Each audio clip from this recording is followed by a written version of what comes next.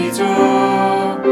하나님 나의 보호자, 하나님 나의 인도자, 주님만이 나의 도우미시죠. 하나님 우리 아버지 항상 함께 하시죠. 그 날개 아래 우리 보호하시죠. 하나님 나의 보호자, 하나님 나의 인도자, 주님만이 나의 도우미시죠.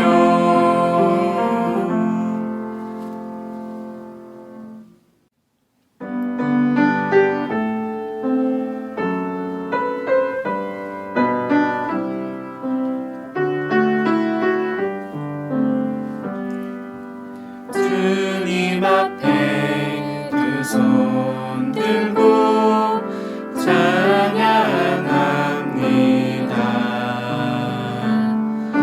주님 앞에 몸을 굽혀 예배합니다.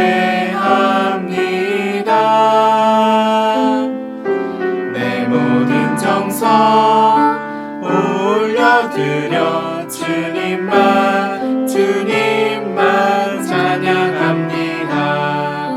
내 모든 생각 내려놓고 주님만 예배합니다. 주님 앞에 두 손 들고 찬양합니다. 주님 앞에 몸을 굽혀 예배합니다. 내 모든 정성 올려드려 주님만 찬양합니다. 내 모든 생각 내려놓고 주님만 예배합니다.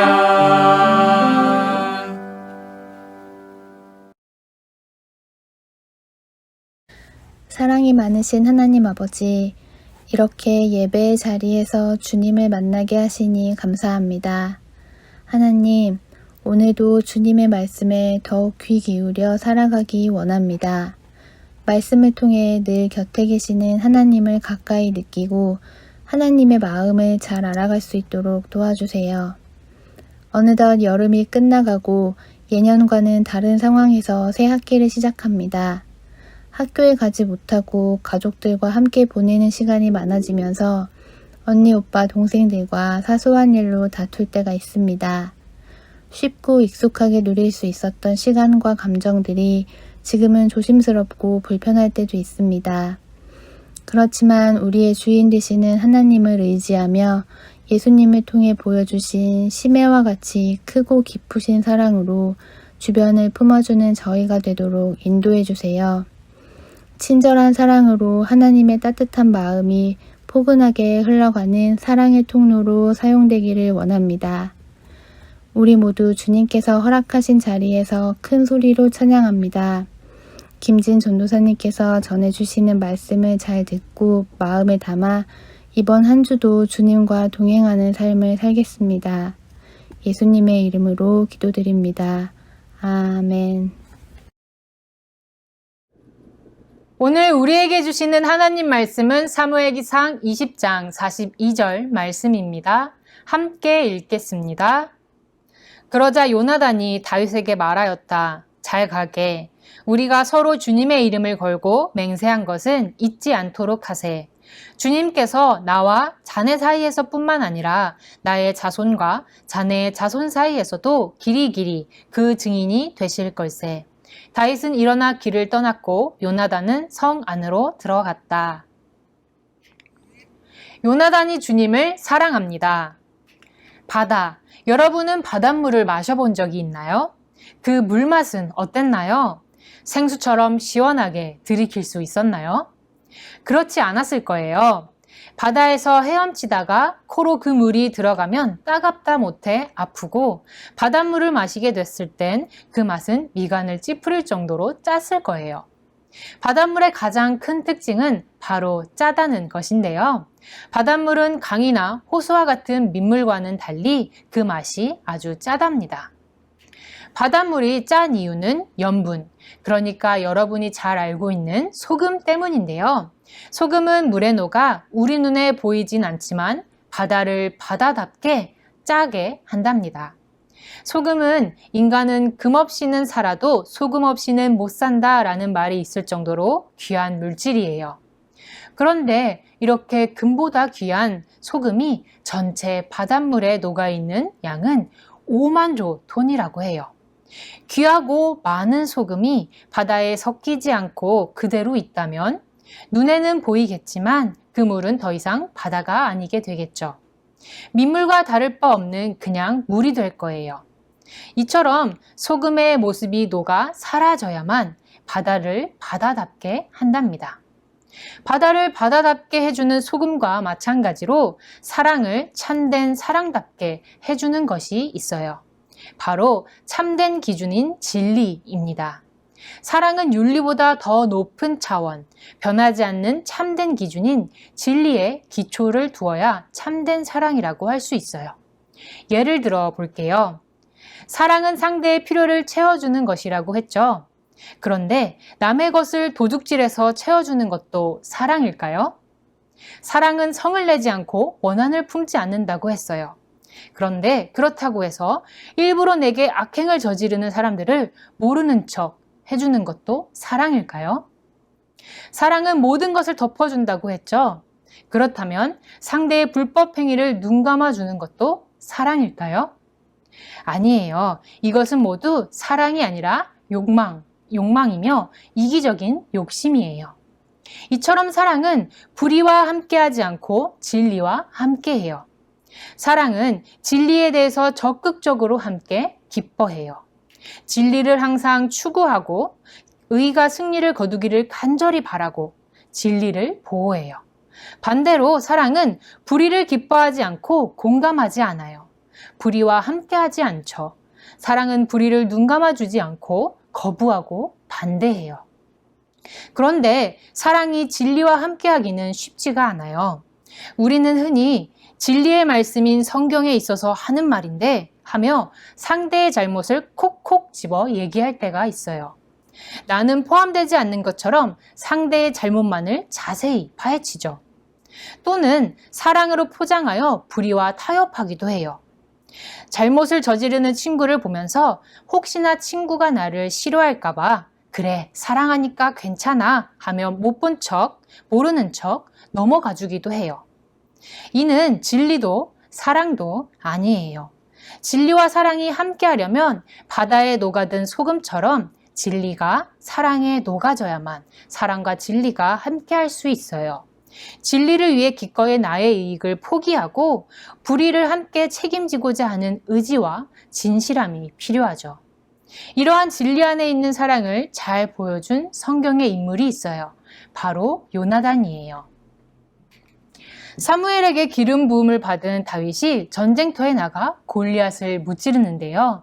요나단은 다윗에게서 참된 왕의 모습을 보았어요. 영원한 기준인 하나님의 말씀대로 백성을 돌보는 왕. 하나님과 바른 관계를 바탕으로 백성을 사랑하는 왕의 모습을 보았던 거예요. 그래서 요나단은 의로운 다윗에게 충성과 사랑을 약속합니다. 사무엘기상 18장 3절에서 4절 함께 읽겠습니다. 요나단은 제 목숨을 아끼듯이 다윗을 아끼어 그와 가까운 친구로 지내기로 굳게 언약을 맺고 자기가 입고 있던 겉옷을 벗어서 다윗에게 주고 칼과 활과 허리띠까지 모두 다윗에게 주었다. 요나단은 사울 왕의 아들이었어요. 왕세자였죠. 그러나 그는 왕자의 옷, 왕의 권위를 상징하는 칼과 활을 모두 다윗에게 주며 다윗을 왕으로 인정해요. 요나단은 다윗을 위해 기꺼이 왕의 자리를 포기하면서 그를 지키기로 맹세합니다. 반면에 사울 왕은 골리앗을 무찌른 다윗이 사람들의 인기를 얻는 것을 보고 질투하기 시작해요. 그는 진리의 말씀을 따르기보단 자기 마음과 욕망에 따라 행동하죠. 하나님보다 사람들의 이목에 신경이 곤두서 있어요. 그래서 이제 그는 다윗을 죽이려는 불의를 저지릅니다. 요나단은 사울 왕이 저지르는 잘못을 보고 애통해해요. 그리고 나서 사울 왕이 저지르고자 하는 불의를 반대하며 말리기까지 하죠. 사울과 다윗 사이에서 고민을 하던 요나단은 다윗과의 맹세를 지키기로 해요. 하나님의 기준인 말씀, 영원한 진리를 사랑한 요나단은 다윗을 보호해주며 도와줘요. 다윗을 죽이려 하던 사울 왕의 계획을 알아챈 요나단은 다윗과 미리 약속한 사인을 다윗에게 보냅니다. 사울이 죽이려 한다면 화살을 주워오는 종에게 더 멀리 가 라고 말하기로 약속했거든요. 그래서 요나단은 더 크게 외치며 다윗이 도망갈 수 있도록 도와줘요. 요나단은 자신의 왕자를 포기하고 사울 왕의 불의까지 반대하면서 참된 것을 위합니다. 사울 왕의 불의를 잠깐 눈 감으면 자기가 왕이 될 수 있었지만 그는 진리를 기뻐하던 사람이었어요. 요나단의 사랑은 진리의 자리매김했고 하나님의 말씀에 기초를 둔 사랑이었어요. 그러나 마지막엔 도망자 신세가 될 다윗과는 함께하지 않아요. 다윗을 배웅하고 그는 자기 성으로 돌아오죠. 다윗과 함께 고난과 어려움을 감수하지는 못한 것이에요. 하지만 진리와 함께 기뻐한 요나단의 사랑 덕분에 다윗은 살아남아 참된 왕이 될 수 있었습니다. 다윗은 친절한 사랑의 룻을 통해 태어났고 원한을 품지 않는 한나의 사랑으로 기름 부어줄 사무엘이 준비되었어요.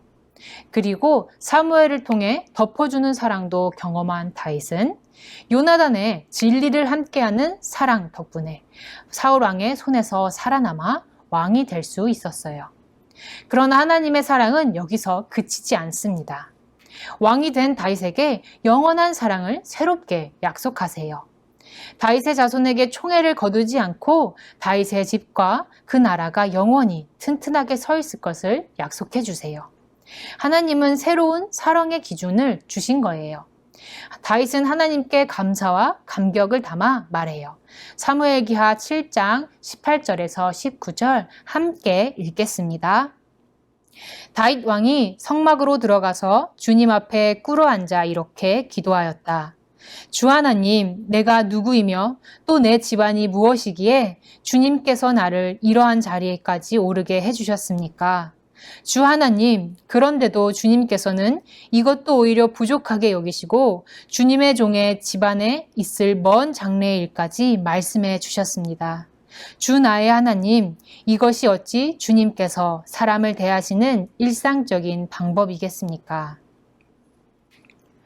다윗은 하나님께서 자신에게 베푸신 사랑을 하나하나 세어보고 돌이켜보니 너무나 특별했다는 것을 깨달아요. 이와 같이 하나님은 다윗에게 베푸신 각별한 사랑으로 우리를 사랑하세요. 다윗의 후손으로 오신 예수님은 스스로 자기를 버리고 참된 길이 되어주시면서 사랑을 보여주셨어요.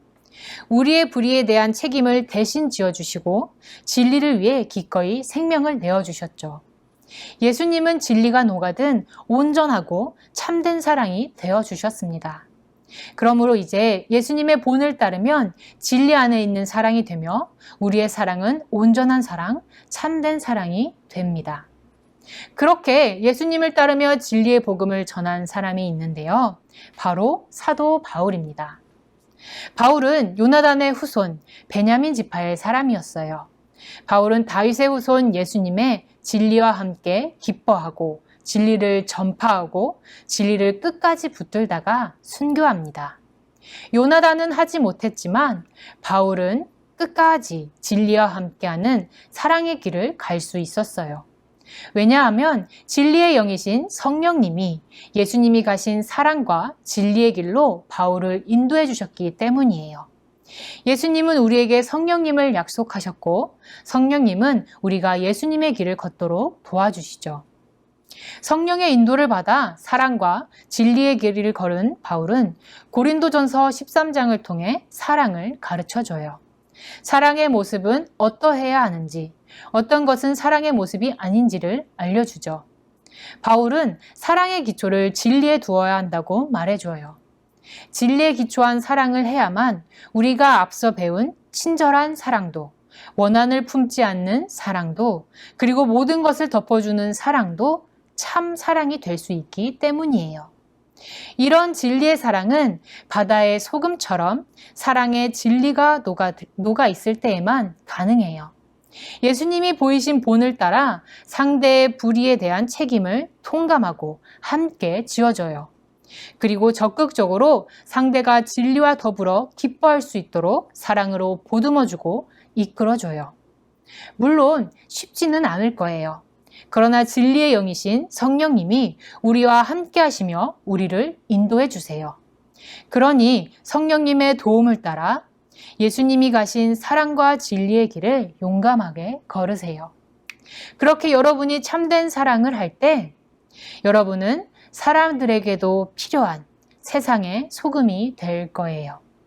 오늘의 고백으로 함께 고백합니다. 나는 예수님을 따라 사랑하는 세상의 소금입니다. 함께 기도합니다. 하나님 아버지, 사랑은 진리와 함께 기뻐하는 것임을 배웠습니다. 하지만 우리는 때때로 사랑의 이름으로 불의와 타협하기도 하며 진리를 포기하기도 합니다. 그러나 사랑과 진리의 예수님이 내 안에 계심을 믿습니다. 진리의 성령님, 우리의 사랑이 항상 진리 안에 자리매김하게 하시며 우리가 사랑으로 진리를 드러낼 수 있도록 지혜를 허락해 주세요. 예수님의 이름으로 기도드립니다. 아멘. 이제 우리 모두 주님께서 가르쳐 주신 기도를 감히 주님의 이름으로 담대히 드리오니 하늘에 계신 우리 아버지여, 이름이 거룩히 여김을 받으시오며 나라의 임하옵시며 뜻이 하늘에서 이룬 것 같이 땅에서도 이루어지이다. 오늘날 우리에게 일용할 양식을 주옵시고 우리가 우리에게 죄 지은 자를 사하여 준 것 같이 우리 죄를 사하여 주옵시고 우리를 시험에 들게 하지 마옵시고 다만 악에서 구하옵소서. 대개 나라와 권세와 영광이 아버지께 영원히 있사옵나이다. 아멘. 광고 있습니다. 8월 성경 퀴즈는 새롭게 구글 퀴즈로 진행합니다. 담임 선생님을 통해 전달된 URL이 있을 거예요. 여기에 접속하면 학년과 반, 이름을 적는 칸이 있어요. 모두 기입하고 다음을 누르면 퀴즈가 시작됩니다. 체크하면서 문제를 모두 풀고 마지막에 제출 버튼을 누르면 끝! 퀴즈를 풀면서 8월 한 달 배운 사랑에 대해 복습해보고 하나님의 사랑을 깊이 묵상해보기를 바랍니다. 하나님의 사랑으로 이 학기를 더욱 힘내보아요. 초등일부 화이팅!